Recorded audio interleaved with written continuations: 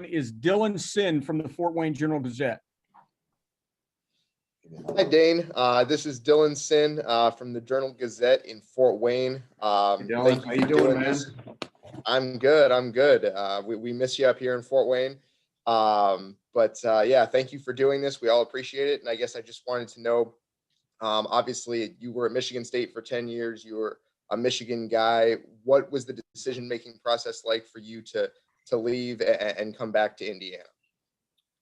Well, the first part is I've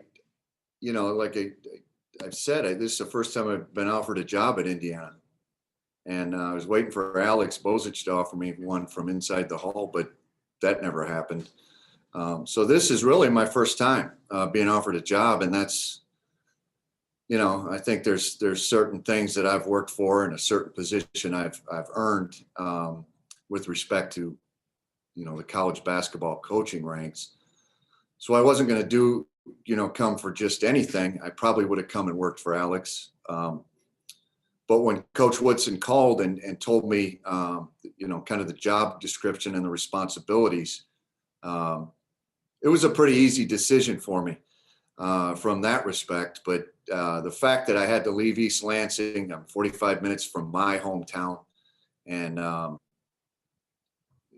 that was the tough decision, was really that working for literally one of the best to ever do it in my mind, and being close to my parents. My brother lives in Ann Arbor, and I'd been home for the last 11 years. So otherwise, to have a chance to come and work for Coach Woodson, to work with Coach Mata, to work with somebody like Scott Dolson that I've known for 20 years. As a matter of fact, Scott is the one that got me my GA spot. Back then it wasn't a GA. I don't know what I was. I was a graduate video coordinator, but Scott went out and spoke to somebody, a major donor by the name of Larry Globinger, who donated the money for me to have to earn my master's. And so to be able to work for people that I've known for a long time and respected for a long time was an easy decision. Alex. Dane, Alex Bozich inside the hall. This is kind of a loaded question, but you've been in the Big Ten now for, since the early 2000s, in and out, obviously, but with Michigan State the last 10 years, and kind of look at Indiana basketball over that period of time. Michigan State is kind of a program that and Wisconsin and a few others kind of benefited from Indiana maybe not being as good as it once was. What do you think needs to happen to kind of get this program back up into that conversation, the upper echelon, on a more consistent basis? Well, when you look at last year's team, I think that, they didn't have a ton of depth at the big spot with Brunk being hurt, but that was an NCAA tournament team. And, we can look at the players and look at the coaches, but I think this is a culture issue, not just with the program itself, but with the fans, the media, the whole state. And I'm sorry to hold you accountable and say that you're responsible, Alex, but you're part of it, and not in a bad way. You're part of that, what makes Indiana great, and all you guys, and I'll probably talk to all you guys today, but there's a certain component to Indiana basketball that I've always, especially when I was playing here, that it's a layer of insulation that I like to call it, that protects the program from when they're struggling. And it doesn't mean you don't tell the truth or create fluff to insulate the program, but it's a responsibility. And it's a responsibility for those that love the program, in particular, the former players, coaches, managers. But it's a responsibility of this current staff. And I think even as important, for you guys that make a living off of reporting on Indiana and Indiana University sports and Indiana basketball. It's as much, in my opinion, your job to tell the good stories and make sure that you know exactly what's going on instead of just writing a column. and you know exactly what's going on, because like Coach Izzo, my former boss, always said, is the one thing you can't get away with is BS in the Indiana fans and the Indiana media, because they know basketball. The problem is basketball has changed so much in the last 20 years. Kids, yes, they've changed, but what their head is filled with has changed. And if you're not up to date as a columnist or a reporter, then you know, it's your responsibility to come in and communicate with the staff and make sure you guys are all working together to get this thing. We're all working together to get this thing right. Tom, Thank you. Hello, Dane. Nice to meet you finally. One of the, I know you and Mike are 20-something years apart age-wise, but what's your relationship been with him through the years, and how much time have you spent with him? Zero. I'm not even sure we've met. I've known him. I've known of him. Lots of respect for him, Tom, but this is just something that you're automatically connected. It's going to take some time for him to get to know me. And one of my struggles is, you know, you're supposed to recruit to your boss. And I'm used to recruiting to Tom Izzo. And this is a totally different philosophy, thought process. You know, Coach Woodson comes from the NBA. I got to figure out what types of players that work best with him. And we all do.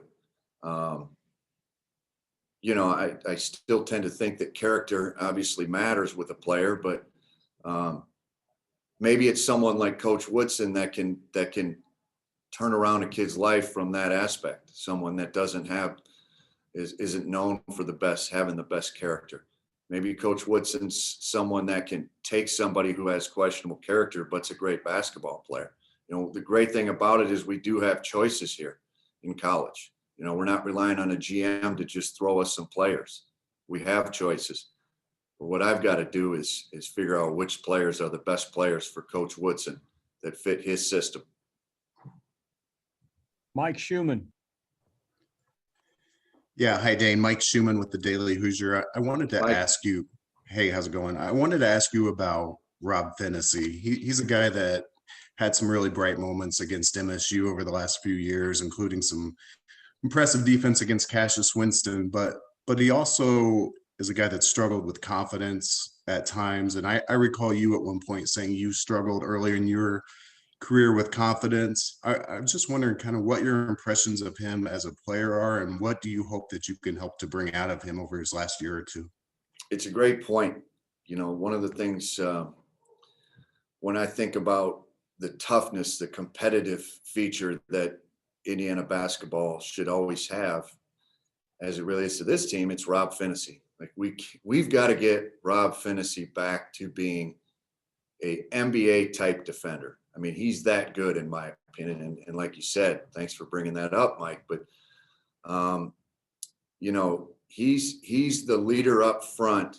That's your first line of defense. And if his mind is elsewhere, your defense is going to struggle. You know, the first line of defense, that's something where pride gets in, you know, comes into play. And if you don't have someone up there that takes it personal when the other team scores, like I think a Rob Fennessy does, then that's a problem. And so that's one of my first objectives coming here is, you know, Stella figured out how to get her groove back. We got to get Rob Fennessy to figure out how to get his groove back. And I don't think there's a better defender in the league than Rob Fennessy. And you can make money and you can gain confidence with defense. I mean, I lasted 4 years with crappy offense and still played a lot of minutes. And it worked out for me in the end. I got a little bit of offensive confidence. I could actually dribble the ball.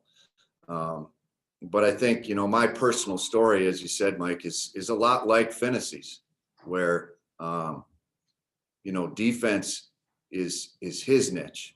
That's his niche. And he can make money doing it if he really puts his mind to it. And he will get confidence through good defense as well. We got to get him back because to me, he's the best defender in the Big Ten. JoJo. Hi, Coach. JoJo Gentry with CBS 4 here. I'd like to know how you would describe the kind of coaching style you're looking to implement with this group, and how do you expect these players to respond to it? Could you ask that question one more time? I thought you were at Lucas Oil Field. I'm sorry. I'm actually in line to get vaccinated right now. It's a little loud. For you. So if you can't hear me, just allow me No, to you're restate good. it. You're good. All right. I just wanted to know, how would you describe the kind of coaching style you're looking to implement with this group, and how do you expect the players to respond to it? Well, I think once again, you got to kind of adjust to your boss's temperament. And I think there'll be some good cop, bad cop at times.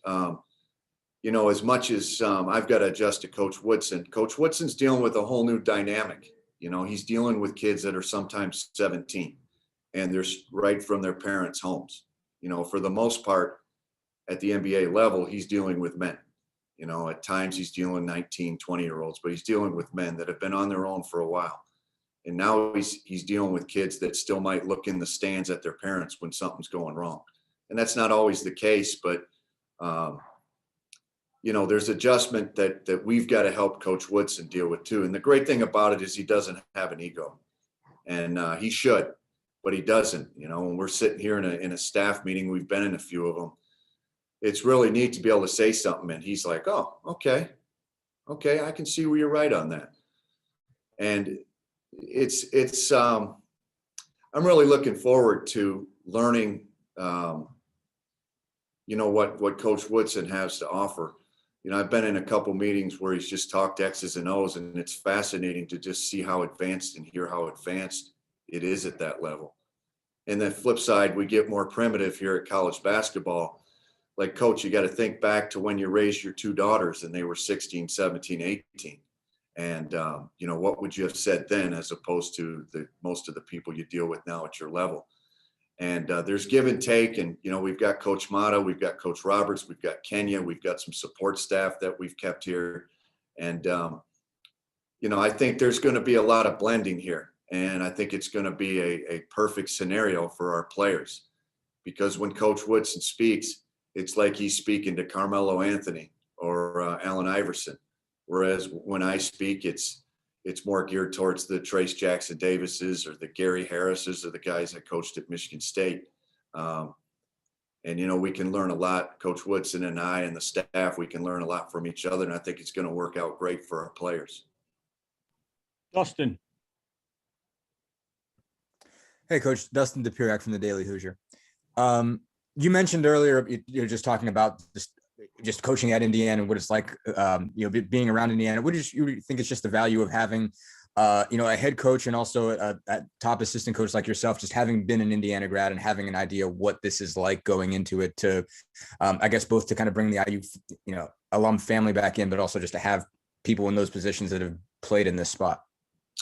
Well, I was talking to one of our support staff members the other day, and I won't name a name, and he didn't do anything wrong, but he kind of, I was asking him for a favor to do something, and he kind of said, well, that's this person's job. And I said, well, you're in the office, and the other person's not in the office, works at another part of the athletic department. And it was something that needed to be done, and needed to be done what I felt with passion, and the thought that, it's do or die every time you do something. And I think, relating to your question, Dustin, that, Coach Woodson, there's just a little bit more passion when you're trying to sell Indiana, or when you're selling Indiana to a family or a potential student athlete. There's a little bit more passion behind a loss at Purdue or a win at Purdue. That doesn't discredit any of the coaches that have been here, because they've done a great job in their own right. But to me, Indiana is a really, really unique place. And it's a place where it requires somebody that understands the dynamic, the beast that it is. And it also is somebody that understands the massive alumni base, the passion they have. I've always said I want to come back and coach in Indiana. Why? Because of the passion for basketball. Why? because people know basketball. And like it's unlike any other place in the world. And with that in mind, I've always felt that in Indiana basketball, the Indiana basketball job, by and large, should be coached by somebody who played or coached here or spent a lot of time here. And I think Coach Woodson's perfect at this time. And I think that Coach Woodson had in mind that he was going to bring in others that had the same passion that he did. And I do believe that this is the right move to, once again, to bring everyone together, because as I said, the team was good enough last year to be in the NCAA tournament minimum. And as much as we can all blame the staff and the players, everybody plays a role. And what I saw was just people picking and picking and picking at our program, and everybody jumped on board, and it just created a giant snowball and an avalanche that couldn't be stopped. And so I felt for Archie and his staff, and I felt for the former players. And to be fair, you know, we were booed off the floor 2 or 3 times when I played here. You know, it wasn't like when they got booed in where was it? Lucas Oil was a Big Ten tournament that Indiana hasn't been booed before. Everybody's making a big deal about that. Hell, we've been booed up 20 walking off the floor with Coach Knight. And seems like some people forget. Well, I think it's a good time for me to be here to remind people that Indiana fans don't typically boo. And I was disappointed that they did boo, but you know, it made me mad. And I'm not afraid to lecture a few people, because this is my program. This is your program. This is Coach Woodson's program. And if anybody has a right to criticize or stick up for it, it's us. Kevin. Yeah, Coach Kevin Brockway from CNHI Indiana. First of all, congratulations on the job. Thanks, Kevin. Secondly, you know, you alluded to Coach Izzo. Obviously, you spent a lot of years with him, 10 years with him. First of all, what was his reaction when he took the job? And secondly, what do you think you will take from your 10 years from him that you could kind of bring to the program in terms of maybe what you've learned along the way? Well, Coach Izzo's always known that my dream is to coach at Indiana, is to be the coach at Indiana. And I've never really shied away from that.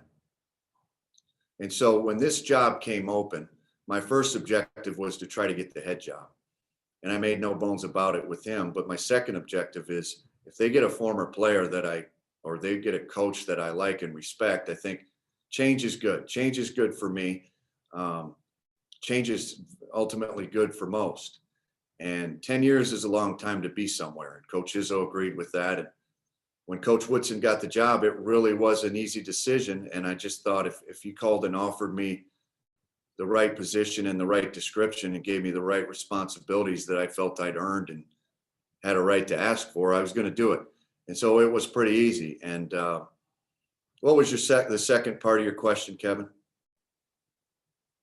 Just what you took from him in terms of the 10 years, what you learned, what you gained, how you grew under him, and how that can translate into this position at this time. Well, most importantly is how to help a young man improve. You know, with Coach Izzo, he asked for somebody the minute they come in, a recruit, player, parents, what the goals are. You know, it's one thing to say during the recruiting process what their goals are, but when they get there, what are your goals? Where do you think you are? And once you put those goals down, he deems it his responsibility to hold them to that every day. And that's really what it is. It's an everyday process. And guess who's involved? The parents, the people that are in the kid's ear. And you can bet that, you know, it may sound a little high school Harry, but I'm going to be in the ears of everybody that's involved with the player. Everybody that impacts the student athlete, I'm going to be involved. We're going to be involved, because that's the only way. Because every little piece, and unfortunately you've got the social media, but every time that somebody casts doubt in that kid's ear, that's one more step away from their goals. And so is it invasive? Yes. Is it being in your kid's business? Yes. But for any of you that have coached out there, If you coach somebody long enough, you start to care about them. And if you start to care about them long enough, they start to kind of mimic the way you treat your own kids, for those that have kids. And, there's a line in coaching where you say, gosh, sometimes I want it worse than you. And that's true. But you find that you're saying the same stuff to your kids and their own goals. And there's some mimicry there where you just get so desperate to help your players understand. But there's a new beast out there, and that's where everybody's trying to be the hero and make money or make fame off of these kids, especially at this level. And if you're not, if someone doesn't keep their circle tight, or you're not plugged into what's going on and what's being said to your student athlete, it's a problem. And so you got to be in tune with everybody that's in this kid's ear.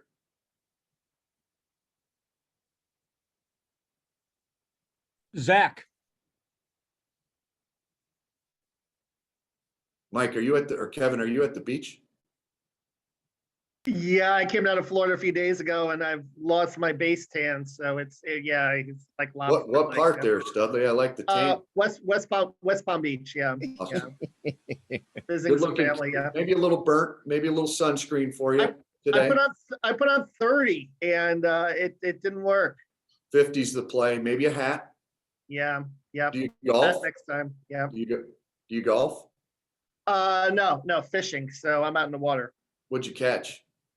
Yeah, some kingfish, king mackerel, stuff like that. So, Yep. good stuff.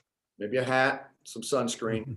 Yeah. Coming Yeah, from a guy that's had melanoma. Let's do my- it. My skin doesn't, it's 2 years in Indiana. My skin doesn't react the way it used to. I lived in Florida 18 years before that. So, I'm thinking right here. yep. Jim Coyle, How am I going to follow that, man? Whoa! Dane, how are you doing, man? Is that real hair?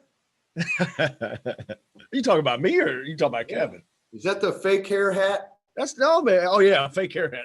That's the real stuff, brother. Okay. It's the real stuff. Nice to see you again. How are you? Good to see you, Jim. I've got my sunscreen all lined up, though. I'm ready, good to go. I'm not look on like vacation. you- I'm here working hard, Look like covering have you it on guys. now. You got 50 on now. You look like me. Exactly. It's working too hard.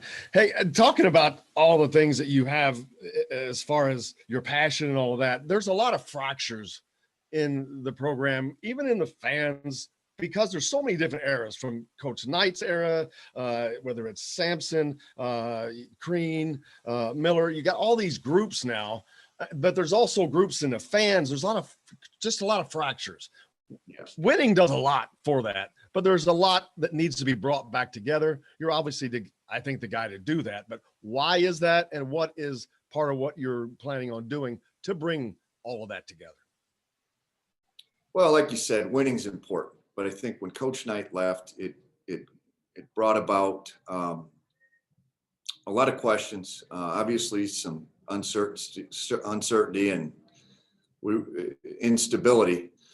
And I think since then, it's really left people in wonderment, especially the new generation, the younger generations of Indiana. Where is this Indiana basketball that's so great?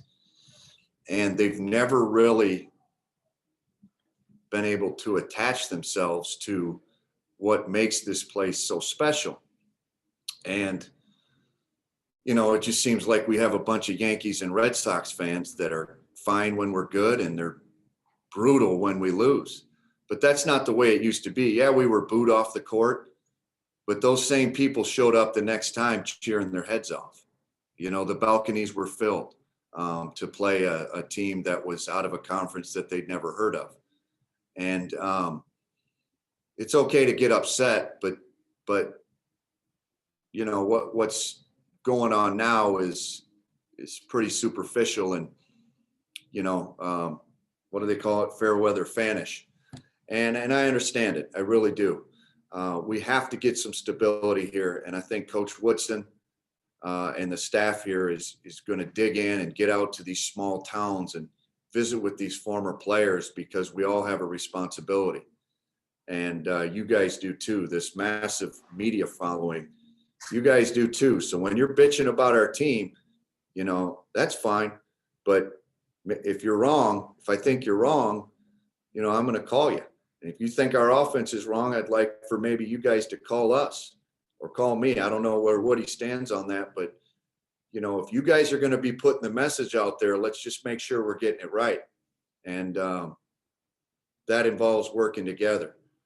We'll tell you as much as we can, but you know, just make sure you get the stories on what's going on. And because you know, unfortunately or fortunately, you guys know what you're talking about. And I know you got to sell papers and sell clicks, but you also got to get it right and be fair. And we'll try to be fair with you guys. But this place, I think we'll mend a lot of fences here, Jim, just by virtue of Coach Woodson being here, you know, connecting the old with the young. And by the older guys coming back, the older fans coming back and helping this younger, newer generation. I think it's going to do a lot of education and teaching to these newer, younger generations and the students that we have now. You know, we gotta talk the word too. We gotta talk it. We gotta talk about how special this place still is and should be. Mike Pegram. Pigs. Hey, Dane, Mike I used Pegram to go to from, the Pigs tailgate, everybody, before Midnight Madness. That is a sign of being all in. yeah, good times. Got to go set it back to midnight then to make it happen. Past my bedtime. Hey, what were your first thoughts when you heard Thad Matta was going to be involved with the program? And also, how well did you know Kenya Hunter before all this, and how might you two complement each other? Well, Thad Matta, gosh, I remember back when he was at Xavier, and I wouldn't have thought he knew who I was. And we just happened to maybe be eating next to each other in a hotel, eating breakfast. And he stopped and introduced himself. And I was, I think, a GA at Indiana. And he said, if there's anything I can ever do for you, let me know. And it just goes such a long way for little things like that. And then he coached at Ohio State while we were at Indiana. And I've just always thought of him as most importantly, just a high character person. And so when I found out he was here or coming here, and then when I had the opportunity, it was golden for me, because you're working for a coach. I can't remember how many years he was at Ohio State, but he's been a head coach for a long time. And he's just a great person. He's such a positive person to be around. And his wife, Barbara, I get to know, you know what? It's just somebody that you can really learn from, that's been in the business, that's taken the hits, you know, that's had to walk away from a great job. It's just been through it and won at a high level. So this is a perfect scenario for us. You know, myself and obviously our head coach, Coach Woodson. I was fired up to find out he's here, and I just hope he'll stay for a long time. Kenya Hunter, I got to know Kenya when he was at Nebraska. He worked with Michael Lewis, and if he's good with Michael, he's good with me. And I think it just rings true. He's a great worker. He's what I would say a complete coach, where he's not just an X's and O's guy or recruiter. He does the whole thing. And Kenya's going to be, to me, a great head coach someday, just because he kind of knows everything that can make a program go. He's got a great understanding for it. So complementing each other, I don't think we'll miss a beat as far as the staff, especially as it goes with myself and Kenya. Thanks.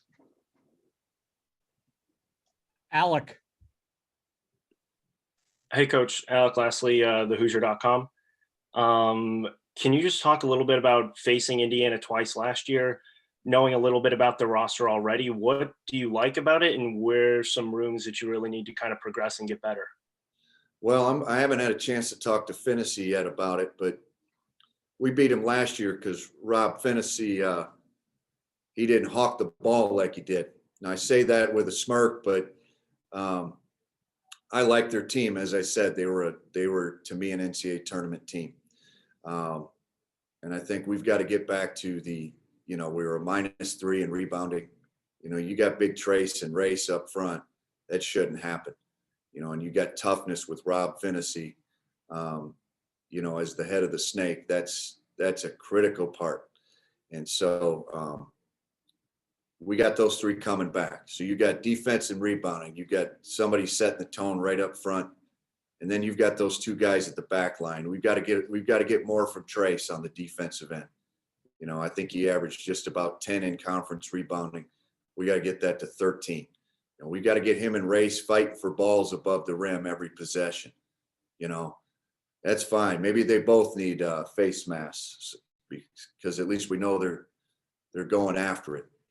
The one thing that I'm definitely going to bring is the defending and rebounding intensity from Michigan State, and I think Coach Woodson's already said that that's got to be a staple anyway.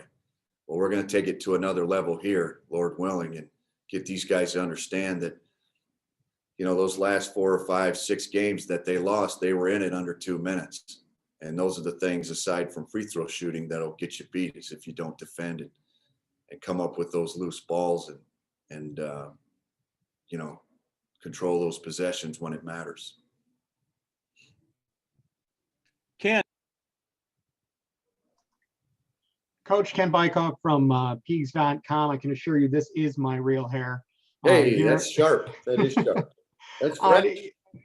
What's that? Is it fresh this morning? Over the weekend, anyway. Well, maybe we need better HD on this internet. Yeah, well, everybody needs that.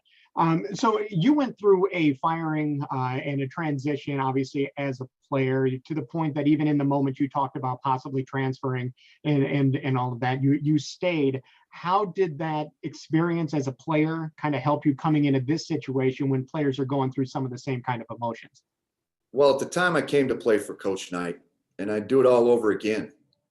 My issue was that I was told that they weren't bringing, I'd said all along, look, we're going to respect what President Brand just did. Well, at least I was. And if they keep Coach Davis and Treelor, I just assumed that was the natural progression of it. It was too late, into the fall and going into the preseason that I felt they could bring in another coach other than a recycled coach. And so once I found out that, they were going to keep Coach Davis and Treelor, that was an easy decision to me. And the reason is my teammates, and it was Indiana basketball. And so it's just, I didn't want to play for somebody new system that didn't represent potentially what I came to play here for. And honestly, I was going to go play at Michigan State, and, I was going to pay my own way and for a year at least and go to Michigan State, because Coach Izzo was to me, the kind of the Indiana of Michigan at the time. And he was making headway as far as competing for championships. But guys like Kirk Haston and, Coverdale and Jared Odell and, you can go down the list, Jared Jeffries, Jeff Newton, those guys, Moye, they were like my brothers. And that's what ultimately it comes down to is, it's family but it has to be lived every day. And that's why I decided to come back, and it was an easy decision for me. Did that experience kind of help you with the players now, kind of help them work through some of their emotions? Well, I didn't do a very good job with Brunk, but I didn't get a lot of time. But here's the thing: like kids, there's so many more distractions. There's so many more people involved in these kids' lives with opinions that it's really easy. And I'm not suggesting this happened to Joey, but it's so easy to get sidetracked and get distracted with social media and people just constantly pecking at you if you don't have your circle tight. But that's on the staff too. We got to know we got to look for signs. We got to be investigators. We got to be almost FBI to know what's being thrown in these kids' faces and going in their ears. There's just so many people out there with an agenda that have access to our players. You know, they had the same access at Michigan State. And if you're not plugged in, especially around these, especially during this time where the portal's open and everybody's painting a picture of the grass being greener somewhere else. You get somebody that didn't have a great year and doesn't have, you know, the self-confidence of betting on themselves.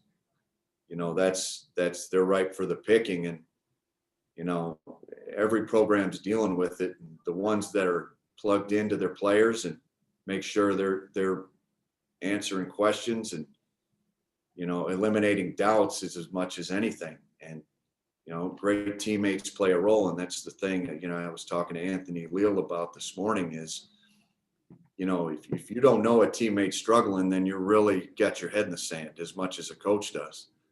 You know, here we got to preach teammate support too, you know, and if you feel you can't get through to a teammate as a player, you got to talk to the staff and let them know that a teammate's struggling. That's as important as anything. And so there's going to be a lecture to the staff today as much as there'll be a lecture to the players. I appreciate it. Welcome back to Bloomington. Thanks, Ken. Aaron, Hi, Coach. Aaron Matus from WDRB in Louisville. I was actually watching some old video and old press conferences from you back in the day. And I think it was in Atlanta. You said this is where Indiana belongs in Final Fours and Final Eights. So I'm just wondering, you know, almost 20 years later, does that comment still hold water, so to speak, or do you need to earn that? Eventually, yeah. Well, that was at the time. That was, you know, that was 20 years. You got me. But you know what, Aaron, that's a good point. It's a good question, not in a condescending way. You know, we are fragmented. And like I said, we as the state of Indiana basketball has got to be, there's still some missing pieces. And I think we all, Coach Woodson, myself, we all can talk the talk. But we've got to dig in with people and figure it out. And there's no one person that's causing a problem. It's really just takes man hours. It takes work. It takes time on the clock that we've got to invest. And it's got to be a complete and full investment, but it takes the right understanding. You know, we've got to get out into these communities, you know, when COVID's done and reinvest in the things that, you know, really helped Coach Knight, you know, and the coaches before, the players before. This still is a community deal. I mean, I can remember traveling the state, sitting in gyms, even as a player here, high school gyms,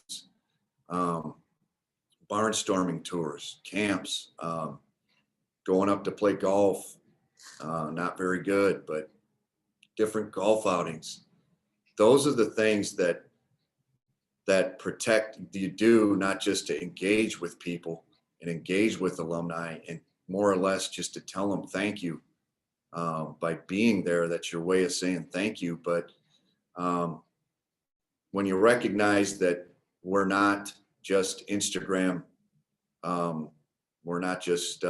Instagram sensations or Twitter sensations, and you recognize that Trace Jackson Davis is one of the nicest kids you'll ever meet. Race Thompson, incredible kid. Fennessy, incredible kid. Leo Galloway. These are kids that grew up just like you guys, myself, Coach Woodson, that they're still the same dudes, you know, and instead of doing our social media things, you know, and sending out pictures after wins or losses, let's go out and sign autographs. Let's go into these communities. Let's go to Newcastle or Fort Wayne or Elkhart or Kokomo or Clarksville and be with the fans, the people that love this program, and tell them thank you. And I don't want anybody crying on this. Okay. It looks like Dylan looks like he's about to cry here. get sentimental, but I think the reality is none of that really happens anymore. And I don't think it's anybody's fault, but it's just something that I know has to happen in order for this to work, you know, as you mentioned, the way it's supposed to work. And it doesn't mean that we're winning the national championship next year.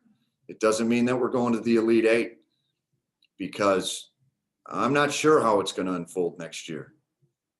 I can tell you how it's going to unfold, but nobody really knows. This portal and these players coming and going everywhere around the country, who knows? I couldn't tell you how good the Big Ten or bad the Big Ten is going to be next year. But what I can tell you is when we can get out and get into these communities, you can bet that me and my daughters, my two little girls, they're going to see what Indiana basketball is all about. You know, and if we go down to Louisville, we still expect people to be in their candy stripes and come up to say hello. You know, I think that, you know, there'll still be some old grannies or grandpas may come up and ask if I'm still playing, which, you know, I'd say, you still playing? How many more years you got? But it's that's how you build. That's how you rebuild, and that's how you reestablish this culture that was so strong when I was here.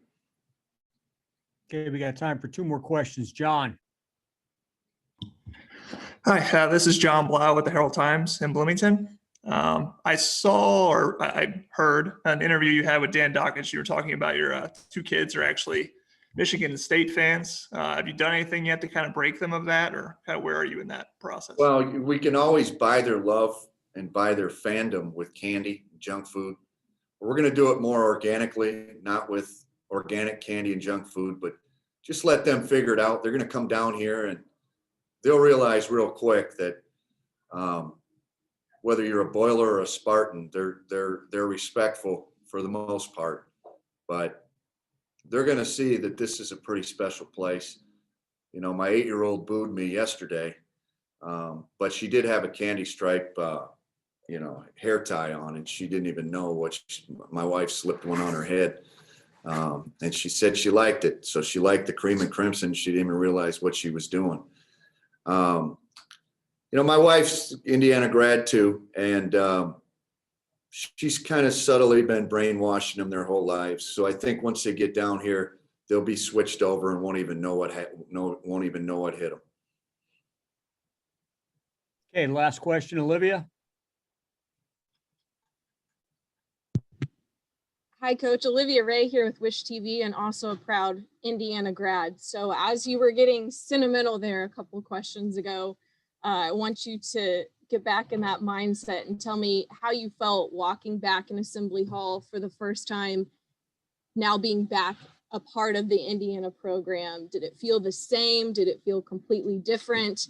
Have you hit up any of your favorite spots being back in town? Yeah. Well, Assembly Hall, you know, the COVID version happened last year and, you know, the years prior. But now that I'm back, I guess on the right side, it's funny you ask. I can't wait to sneak in. I still haven't had time just to go sit in the bleachers or sit in the chairs. Sit in the chairs where maybe my grandparents sat or my parents sat and watched me, where the families would sit. I'd always look up there and see who was there watching. So many stories come back to me, funny stories during practice with Coach Knight or Coach Davis, or funny stories, you know, during games, stuff that would happen. It just not much has changed, Olivia, and that's what's really unique about it. It's just they really haven't done much. You know, you look up at, you know, the suite, the 76, I can't remember the name of it, but the Spirit of 76 suite. And that is really neat. And that's something that's a great addition. But the bleachers are still the same. You know, when you back the bleachers up, you still can't get to the top of the very top of the 3-point line and get a good shot there. And I think that, you know, talking X's and O's with Coach Woodson, there's just so many things that reflect the things we both learned from Coach Knight it's really neat to go back to what would be deemed primitive, but in the end, all the things that Coach Knight would teach transcend time. What worked then worked now. And it's really just hard work, dedication, being all in, being coachable, and trusting the process, which nobody does anymore. Eating spots, I was really disappointed, and I think we really got to get to work on this. We need the media. Opie Taylor's was one of my favorite spots. Opie Taylor was one of my favorite spots, and I was really brokenhearted when I found out it had closed and, you know, susceptible or succumbed to COVID. But Malibu's always been good to me. I like hole in the walls, so I'm looking for new hole in the wall spots. And then, you know, I would eat at Convenient Mart a lot. I don't know how the sandwiches are, but I'd eat at Convenient Mart a lot. And I'm just looking forward to mooching off the program a little bit. Leftovers, scraps. I was famous for doing that. I'm pretty cheap. I've got the alligator arms. I've been known to forget my wallet a time or two when it's time to go out to dinner. And but there's no shame in it. I come by it honestly. I'm cheap and have alligator arms, and, you know, pray to God every time that someone foots the bill. Coach, thank you for your time.